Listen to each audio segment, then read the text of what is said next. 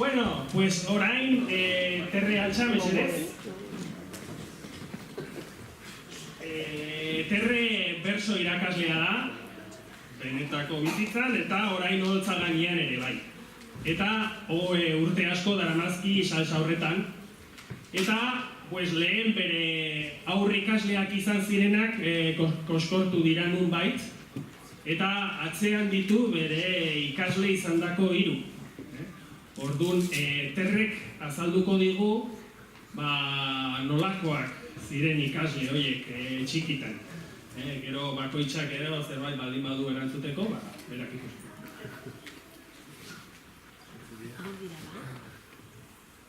Iker Gorosterra zuzen gure, Iturengo marabila, afinatzen zen kristona eta bertso egiten abila.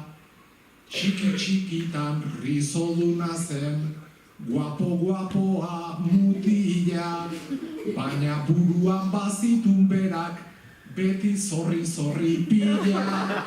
Baina buruan bazitun berak, beti zorri handi pila.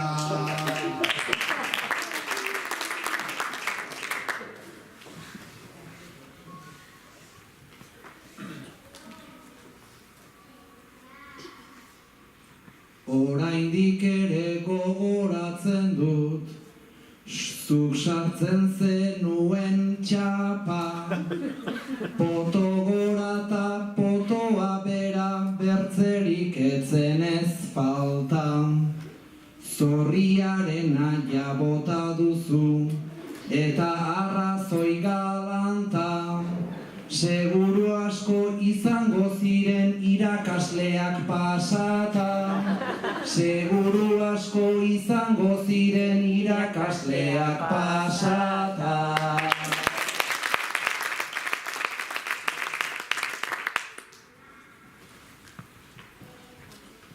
Xabi genuen txiki-txikitik, mutiko jator alaia, irudimenaz egiten zenun ilargiraino bidaia.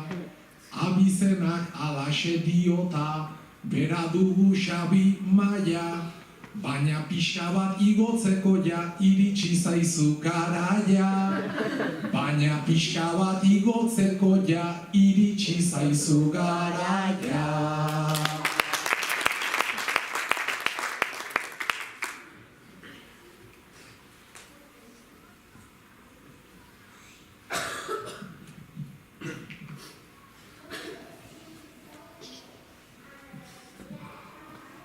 Txikia nintzen eta terrezen, aurrean nuen izarra, bera nuen ninere eredu, bera zen ere iparra.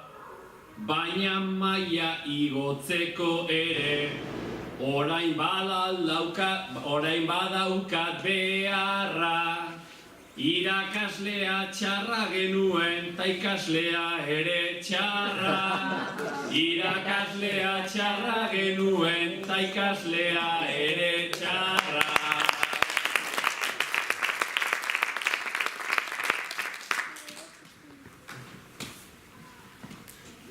Alazne nahiko saltxera gendun, orain gozo, orain ozpin, 11 farre eginak gaude gela denak berarekin.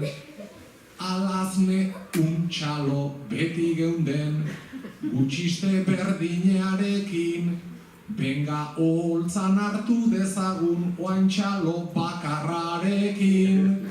Benga oholtzan hartu dezagun oantxalo bakarrakin.